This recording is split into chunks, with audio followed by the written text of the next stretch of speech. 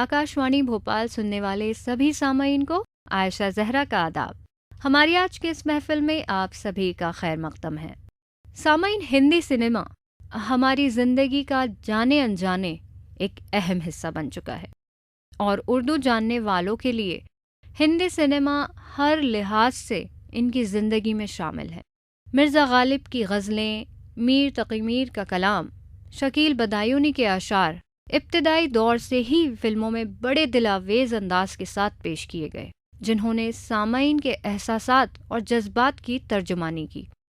उर्दू शायरी को हिंदी सिनेमा से या हिंदी सिनेमा को उर्दू शायरी से कितना फ़ायदा हुआ, ये जानने के लिए पेश खिदमत है एक मुज़ाकरा। उन्वान है उर्दू शायरी और हमारी फ़िल्में। निज़ामत कर रहे हैं जनाब रईस सिद्दीकी। सामीन, रईस सिद्दीकी हाज़िर खिदमत है। आदाब कबूल फरमाइए। उर्दू शायरी और हमारी फिल्में, ये मौजू है आज के मुज़ाकरे का। इस मुज़ाकरे में शिरकत कर रहे हैं जनाब रशीद अंजुम, डॉक्टर शोएब रज़ा ख़ान, डॉक्टर रिजवानुल हक। रशीद अंजुम की बहुत सी किताबें अब तक मंजर आम पर आ चुकी हैं, जिसमें ड्रामे के मजमूए भी शामिल हैं, ड्रामे भी शामिल हैं, अफसाने भी शामिल हैं, शेरी मजमुआ भी शामिल है। चूँकि आज का मौजू फ़िल्म से मुताल्लिक़ है तो इनकी दो किताबों का ज़िक्र करना मुनासिब होगा। एक किताब है इनकी जहान फ़िल्म, दरअसल ये फ़िल्मी तारीख़ पर मबनी है, और दूसरी किताब है जहान फ़िल्म की मुस्लिम अदाकाराएँ। तीसरी किताब इनकी ज़ेर तरतीब है अदब से फ़िल्म तक। रशीद अंजुम साहब को लिखने और पढ़ने का शौक़ है, और इतना शौक़ है कि अब तक बहुत सी किताबें इनकी छप कर बाज़ार में आ चुकी हैं, और साहिब क़द्र और साहिब इल्म दानिश हजरात ने इनकी किताबों को सराहा है। डॉक्टर रिजवानुल हक असिस्टेंट प्रोफेसर हैं regional institute of education Bhopal में। ये अफसाना निगार भी हैं, शायर भी हैं। इनकी दो किताबें फ़िल्म से मुताल्लिक़ भी हैं, उर्दू फिक्शन और सिनेमा, और दूसरी किताब है थिएटर, सिनेमा और टेलीविज़न। डॉक्टर शोएब रज़ा ख़ान साहब रीजनल डायरेक्टर हैं भोपाल के नेशनल इंस्टीट्यूट ऑफ स्कूलिंग में। इनकी भी दो किताबें छपकर हम सब के सामने आ चुकी हैं, और फिल्मों पर भी इनकी अच्छी खासी पकड़ है। तो अब बाकायदा इस मुज़ाकरे की शुरुआत करते हैं। चूँकि रशीद अंजुम साहब, मैंने ये महसूस किया कि फ़िल्म से आपका शगफ़ काफ़ी है यकीनन, और जब उर्दू वाला फ़िल्म से ताल्लुक़ रखता है तो ज़ाहिर है कि उसके जहन में शेर व शायरी भी होती है। ये सब जानते हैं कि हमारी हिंदी फ़िल्मों में, हम जब फ़िल्मों की बात कर रहे हैं तो हिंदुस्तान में जो हिंदी फ़िल्में बनती हैं और बहुत सी उर्दू फ़िल्में भी जिनको हिंदी का सेंसर सर्टिफिकेट मिल जाता है, यानी उर्दू फ़िल्में भी हिंदी फ़िल्मों में ही शामिल हो जाती हैं। हमारी हिंदी फ़िल्मों में उर्दू शायरी का क्या वाकई कोई अहम रोल है, और अगर है तो वो कौन सा दौर था, या आप इसको किस तरह से देखते हैं? अगर हमारी ये ख्वाहिश आपके सामने रखें, थोड़ा तफसील से बताइए। रईस सिद्दीकी साहब, मोहब्बत इजहार है, एहसास नहीं, और अगर एहसास है तो उसके लिए हमारे इजहार की ज़रूरत है। हमारी पूरी उर्दू शायरी जो है वो इसी एहसास का इजहार मुकम्मल है। जहाँ तक हमारी फ़िल्मों का ताल्लुक़ है, अगर हम पूरे फ़िल्मी मंजरनामे पर और पूरी तारीख़ पर नज़र डालते हैं तो हमें इसका एहसास होता है कि ख़ामोश फ़िल्मी दौर में भी उर्दू उतनी ही मौजूद थी जितनी नातिक़ दौर में मौजूद रही है। उसका एक छोटा सा मज़ाहिरा मैं यहाँ दे सकता हूँ कि 1913 में सबसे पहले जो फ़िल्म बनी वो हिंदी माइथोलॉजी पर थी, लेकिन उसके बाद जब जैसे जैसे तरक्की करती गई वैसे वैसे उर्दू फ़िल्में जो हैं वो हमारे मुकाबिल आती गईं। 1931 में आलम आरा बनी, उसके गाने उर्दू में थे, उर्दू शायरी थी, मुंशी ज़हीरुद्दीन दहलवी ने उसके सारे गाने लिखे थे। उसी साल 2 फिल्में रिलीज़ हुई, और दोनों फिल्में जो हैं अर्दशीर ईरानी की थी। एक फ़िल्म थी अबुल हसन, उसके नगमा निगार का तो नाम रिकॉर्ड से भी मुझे नहीं मालूम हो सका, लेकिन उसके गानों के 2 मिसरे मैं आपको सुनाना चाहता हूँ, जिससे अंदाज़ा होगा कि 1931 से जब फिल्मों को ज़बान मिली तो शायरी भी फिल्मी पर्दे पर आ गई और उससे लोग महसूस भी हुए। एक गाना था, उसका पहला मिसरा जो था वो ये है, सरासर आलमे हस्ती मुरक्का है मुसीबत। इसी फिल्म का दूसरा गाना था, हे अजीब एजाज ए साकी तेरे मैखाने का। इसमें जो भी उर्दू इस्तेमाल हुई है वो हमारे पेशरो जितने भी नगमा निगार थे उन्होंने उर्दू की शायरी का पूरा पूरा ख्याल रखा है कि वो बहकने ना पाए अपने मंजर से, अपने एहसास से, अपने जज्बात के इजहार से। इसी तरह मैं एक वाक़या भी और आपको बताना चाहूँगा कि अर्दशीर ईरानी ने ही 1931 में अनंग सेना बनाई थी। फिल्म का नाम तो हिंदी था, लेकिन ये पहला मौका था जब हमारे क्लासिकल शौरा में से मिर्ज़ा गालिब की 2 गज़लें इसमें शामिल की गई। ये बड़ी अहम बात है। इसमें सबसे पहली गज़ल थी दिले नादा तुझे हुआ क्या, उसके बाद दूसरी गज़ल थी दिल ही तो है न संगो खिश्त दर्द से भरना है। यहाँ से मिर्ज़ा गालिब हमारे क्लासिकल शौरा में जो शुमार किए जाते हैं उनकी गज़लों को शामिल करना इस बात का खुला इज़हार है कि हमारी शायरी कितनी क्लासिकल थी और हमारे शौरा का कलाम किन लोगों ने कहाँ तक पसंद किया। खवास से निकलकर अवाम तक के दिलों में हमारी शायरी ने घर किया और कितनी अहम थी, कितनी अहम भी है।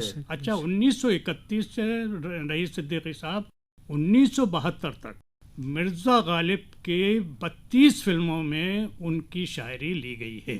ये तो आपने डाटा जो यहाँ पे मुहैया किया है ये बहुत हमारे लिए अहम है। और क्लासिकल शोरा में पहले ये शायर थे मिर्ज़ा गालिब, जिनकी पूरी ज़िंदगी पर मिर्ज़ा गालिब फिल्म 1954 में बनाई गई थी।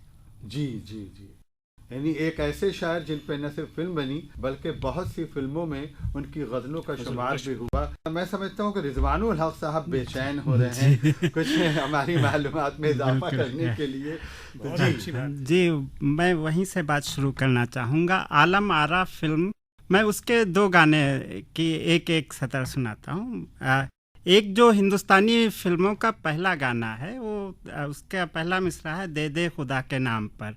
और इसी फिल्म में एक और गाना था, दे दिल को आराम मैं साकी गुलफाम। अब आप इसमें देखिए कि उर्दू शायरी की पूरी रवायत साकी और गुलफाम जो हिंदुस्तान की पहली फिल्म है उसी में मौजूद है और आसान उर्दू शायरी। हाँ, और फिर इसी साल ये पहली हिंदुस्तान की बोलती फिल्म थी। दूसरी फिल्म थी शीरीं फरहाद, ये दूसरी बोलती फिल्म है। इसको आगा हश्र काश्मीरी ने लिखा था। वो खुद फिल्म के स्क्रिप्ट भी उन्होंने लिखी थी और गाने भी उन्होंने खुद लिखे थे और उनका ड्रामा भी था। तो ये जो है वो जो उनकी शायरी थी, आगा हश्र शायर भी अच्छे खासे थे, उनका मजमुआ भी पहले तो होता तो, था। हाँ, मुकालमा भी वही शख्स हाँ, लिख रहा है, शायरी तो नगमे भी वही जी, लिख रहा है। जी हाँ। तो उसमें जो गाने हैं वो आगा हश्र काश्मीरी ने दूसरी फिल्म लिखी। अच्छा, एक दिलचस्प बात और बताऊं मैं, पहली फिल्म आलम आरा में 7 गाने थे और दूसरी फिल्म में 17, जो उसी के 1 महीने कुछ दिनों बाद रिलीज हुई है। फिर उसी जल्द ही में लैला मजनू फिल्म आई, उसमें 22 गाने थे। शकुंतला नाटक पर बेस्ड फिल्म आई। इंद्र सभा जो अमानत का उर्दू का मशहूर ड्रामा है, वो भी अगले ही साल 32 में उस पर फिल्म बनाई गई और वो पूरी फिल्म ओपेरा की तरह थी और 71 नगमे उसमें रिकॉर्डेड है। और वो सारे जो हमारे इंद्र सभा ड्रामा में थे वो सब कजरी और ठुमरी और तमाम तरह के वो सारे दूसरी एक बात यहाँ पहले हम लोग ये तय कर लें, उर्दू शायरी से क्या मुराद, सिर्फ गज़ल या फिल्मी नगमे भी? डॉक्टर वारिस रज़ा खान साहब, आपने जो आज मौजू रखा है कि हमारी फिल्में और उर्दू शायरी, इस सिलसिले में मैं ये कहना चाहता हूँ कि जब से हमारी फिल्मों का आगाज़ हुआ है तब से उर्दू शायरी और फिल्मों का चोली दामन का साथ है। कैसे? उसकी वजह यह है कि पहले फिल्मों में, जैसा कि रिजवान साहब ने बताया, गाने बहुत हुआ करते थे। इजहार ज़्यादातर डायलॉग से नहीं होता था, ज़्यादातर इजहार गीत के ज़रिए होता था, नग़मों के ज़रिए होता था। दरअसल हमारे यहाँ तो गज़ल की पूरी एक बहुत बड़ी रिवायत है, 600-800 साल। और हम देखें वली दक्कनी से लेके जब यहाँ पे शिमाली हिंद में उनका दीवान पहुँचता है और उसके बाद फिर मीर तकी मीर, वो एक लंबी फहरिस्त है। लेकिन यहाँ बात चूँकि हो रही है फिल्मों तक आते आते जितने हजरात फिल्मों से जुड़े हैं तमाम हजरात उर्दू के शुअरा हैं। आप किसी का भी नाम उठा के देखिए, या अगर डायलॉग लिख रहे हैं तो वो भी हमारे जैसे आगा हश्र काश्मीरी, तमाम अदब के उर्दू के लोग हैं। जैसे आप देख लीजिए एक बहुत बड़ा सुनहरी दौर है जिसमें मजरू सुल्तानपुरी उर्दू के शायर हैं लेकिन फिल्मों में 36,000 नगमे लिखे।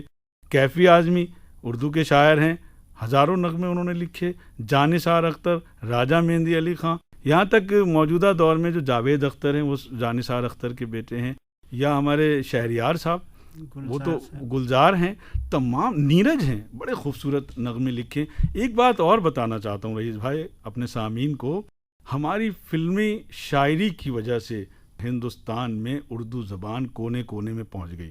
अभी मुझे याद आया कि मुस्तनद शायर, इस्टेब्लिश पोएट फिल्मों में जाना पसंद नहीं करते थे। ये सही है क्या? आप बताएं रशीद साहब। इब्तिदान था ये, लेकिन जब फिल्मों ने बाकायदा तख्लीकी रुख इख्तियार किया तो वो शायर जो फिल्मों में जाना पसंद नहीं करते थे उन्होंने भी अपना मुस्तकबिल फिल्मों से वाबस्ता कर लिया। एक फ़िल्म का मैं जिक्र करना चाहूँगा। फिल्म जोगन आई थी दिलीप कुमार और नरगिस की। उसका एक नगमा था, ये हवा ये रात ये चांदनी तेरी एक अदा पे निसार है। इसका कोई और नहीं था, लिखने वाला राजेंद्र कृष्ण था। बिल्कुल, बहुत सारे शोरा हैं जिनका कलाम फिल्मों में इस्तेमाल हुआ है। दिखाई दिए यूं के बेखुद किया, बाजार फिल्म में मीर तकी मीर की गजल ली गई है। गालिब का आपने जिक्र किया ही है, दिले इकबाल का लिया गया है। रशीद अंजुम साहब एक और तजर्बा भी किया हमारे कई शोरा ने, मजरू ने और गुलजार ने।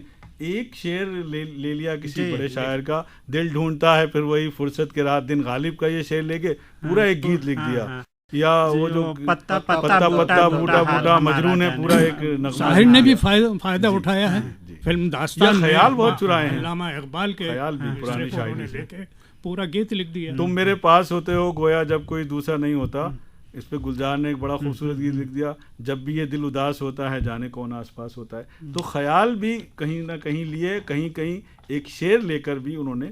और सबसे बड़ी बात ये जो आज मौजू है, मजरू सुल्तानपुरी के नगमे हों या साहिर के नगमे हों या कैफी के हों या राजेंद्र कृष्ण के हों या राजा मेहंदी अली खां के हों या हसरत जयपुरी के या जावेद अख्तर के, आज के मौजूद इनके तमाम शायर जो फिल्मी नगमे हैं उसमें शायरी है। नहीं तो अब ऐसा करते हैं इस मुज़ाकरे में कि हम इस तरह के शेर याद करें, इस तरह के गज़लें याद करें, नगमे याद करें जिसमें शेरियत हो, जिसमें शेर हो।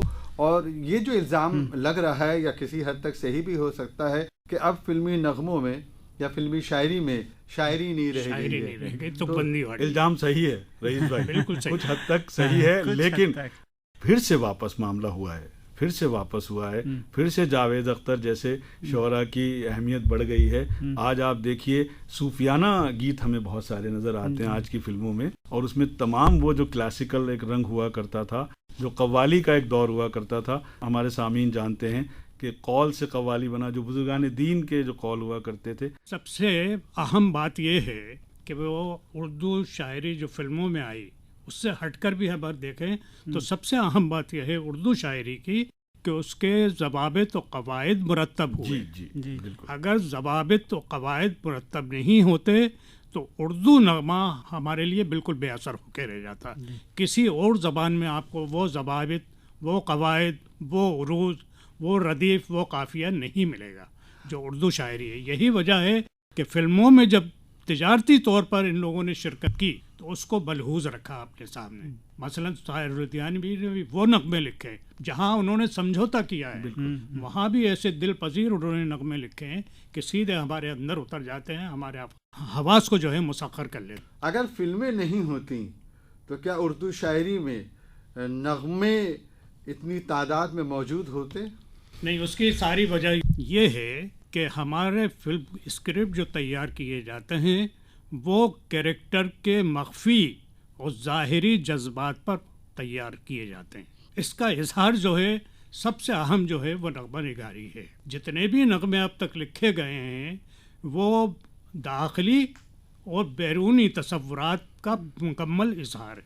आदमी जब जज्बात में आ जाता है तो गाने पर ज़्यादा तवज्जो देता है, अपना इजहार उससे करता है। ये कहना चाहिए कि फिल्मों की वजह से उर्दू शायरी को एक मौका मिला कि वह खूबसूरत नगमे हमारे अदब को मिल सके, क्योंकि जैसा कि आपने फरमाया कि किरदार को जहन में रख कर नगमे लिखे जाते हैं, उसका ज़ाती तौर से कोई ताल्लुक नहीं होता। तो फिल्मों का बड़ा अहम रोल है कि उर्दू अदब में उर्दू नगमे आज इतनी तादाद में मौजूद है। इसकी वजह एक और बता दूं मैं आपको कि अगर नगमे के साथ इजहार ख्याल के लिए मौसीकी अगर उस मरकज़ की ना हो तो वह नगमा पूरा बेजान हो जाता है। हाँ, ये एक अलग बहस का मौजू है जी रिजवान। हाँ, मैं ये कह रहा था कि फिल्मों में कई बार ऐसे हालात होते हैं कि बराह रास्त उसके किरदार वो अपने सामने के किरदार से बात नहीं कह सकते हैं, तो वहाँ पर कुछ ऐसे नगमे आ जाते हैं तो वो सब कुछ वो बात कर देते हैं और सीन को वो आगे बढ़ा देते हैं। रशीद अंजुम साहब ने इसी बात की तरफ इशारा किया है कि नगमे चूँकि किरदार और वहाँ के पस मंज़र को, मंजरनामे को, स्क्रीन प्ले को जहन में रख के लिखे जाते हैं, यानी बजाय उसको प्रोज में लिखने के उन बातों को शेर में कहा जाता है, उसमें बहुत शेरियत होती है। तो एक बात तो सामने आ गई। अब एक ही बताइए कि उर्दू शायरी को फिल्मों की वजह से कुछ नफ़ा हुआ या फिल्मों को उर्दू शायरी की वजह से फ़ायदा हुआ? मैं तो कहूँगा कि दोनों ने एक दूसरे से फ़ायदा उठाया। एक बात तो गानों ने जो है उर्दू शायरी से फ़ायदा उठाया है और उर्दू शायरी ने फिल्मों से भी इस तरह से फ़ायदा उठाया कि तरसील दूर तक कैसे हो सके, इस मामले में उर्दू शायरी ने उससे इस्तिफ़ादा किया है। और उसका असर है कि उसके पहले जो मुशायरे होते थे वो महदूद लोगों में होते थे। देखिए, ये फिल्मी दुनिया की खुशकिस्मती है रईस साहब कि उनको उर्दू के वो शोरा मिले जो इस्टेब्लिश शायरी कर रहे थे उर्दू की। जैसा कि रशीद साहब ने बताया, जो हमारे ज़वाबित हैं, कवायद हैं उर्दू गज़ल के, उसमें रदीफ़, काफ़िया, तो शुरू में तो हम हैं मताए कूचा वो बाजार की तरह, उठती है हर निगाह खरीदार की तरह। जैसे कि मैंने शुरू में अर्ज़ किया था कि 36,000 उन्होंने गाने लिखे हैं जिसमें गज़लें भी हैं और वो फिल्मों में इस्तेमाल हुई है। कोई गीत ऐसा नहीं है जिसमें उर्दू शायरी न हो। वजह ये कि पूरी ज़िंदगी उन्हें मामला मुआश का था और पूरी ज़िंदगी में उन्होंने 100 गज़लें लिखी हैं सिर्फ, लेकिन 36,000 नगमे लिखकर अपनी दिल की तमाम भड़ास उधर पूरी उन्होंने शायरी में निकाली। तो ये खुशकिस्मती है फिल्मी दुनिया की। अगर ये शोरा 60 और 70 और 80 की दहाई में आगे अगर हम देखें 90 में ना होते तो शायद इतनी मकबूलियत नहीं मिलती। चाहे किसी का भी नाम लीजिए, नीरज को ले लीजिए, कारवां गुजर गया, गुबार देखते रहे, या खिलते हैं गुल यहाँ खिल के बिखरने को, मिलते हैं दिल यहाँ मिल के बिछड़ने को। या अभी शोएब रज़ा खान कह रहे थे कि 60, 70 और 80 की दहाई में उर्दू शायरी भरपूर अपनी रानाई अपने मकाम और जमालियात के साथ नजर आ रही थी। तो इसका मतलब है कि 80 के दहाई के बाद उर्दू शायरी मादूम हो रही है, कम हो रही है, आहिस्ता आहिस्ता उसमें जवाल तो हो रहा था। और फिर उसमें जिस तरह की तुकबंदी हमें फिल्मी नगमों में भी नज़र आने लगी। 60 और 70 और 80 के दौर में आपको किसी भी गीत में तुकबंदी नहीं मिल सकती, चाहे कोई भी गीत लिख रहा हो। यहाँ एक मिसाल देना चाहूँगा, जैसे अभी इन्होंने आनंद बख्शी का नाम लिया। आनंद बख्शी ने बहुत से गीत लिखे। तुकबंदी ये मेरा अपना ज़ाती तजर्बा है रईस साहब, क्योंकि मैं फिल्मी दुनिया से भी वाबस्ता रहा हूँ, कि एक शायर के पास 40 फिल्में बैक वक्त और हर फिल्म में 5 से लेकर 8 गाने तक। जी जी जी, ये मेरा ज़ाती तजर्बा है। और ऐसे शायर भी, असद भोपाली जैसे शायर जो फिल्मी दुनिया में रहे, जिन्होंने 400 फिल्मों में हज़ारों नगमे लिखे, लेकिन रोटी के लिए मोहताज रहे। बिल्कुल, इसकी क्या हकीकत है, सभी का ये हकीकत है। सभी का ये हाल है। एक फिल्म की मिसाल देना चाहूँगा मैं। ताराचंद बरजाटिया ने अदाकारा राखी को लेकर धर्मेंद्र के साथ एक फिल्म बनाई थी, जीवन मृत्यु। उसमें धर्मेंद्र का मेन कैरेक्टर था और 3 लोग मिलकर उसको जो है जलील व ख्वार करके उसको निकाल देते हैं। और जब वो उसके बाद इंतकामी कार्रवाई लेता है उन तीनों से, तो वहाँ एक मुजरा जो है, गज़ल नुमा मुजरा जो है, पिक्चराइज किया गया था। उसको लता मंगेशकर ने गाया था, लक्ष्मीकांत प्यारेलाल की मौसीकी थी। कुछ मुजरे याद कर लीजिए इसी बहाने। हाँ, एक किन लेकिन फिल्मों में उसके थे? बोल देखिए आप कि पूरी सिचुएशन के मुताबिक वो मुजरा था और पूरा उर्दू शायरी का लुब्बे लुबाब उसमें है। अच्छा, एक ज़माने में जी भी कुछ ऐसे ज़माने में ऐसे नादां होते हैं, वहाँ ले जाते हैं कश्ती जहाँ तूफ़ान होते हैं। अब वो तीनों बैठे हुए हैं वहाँ पर, वो विलेन अजीत, कन्हैया लाल, वो फला फला बैठे हुए हैं।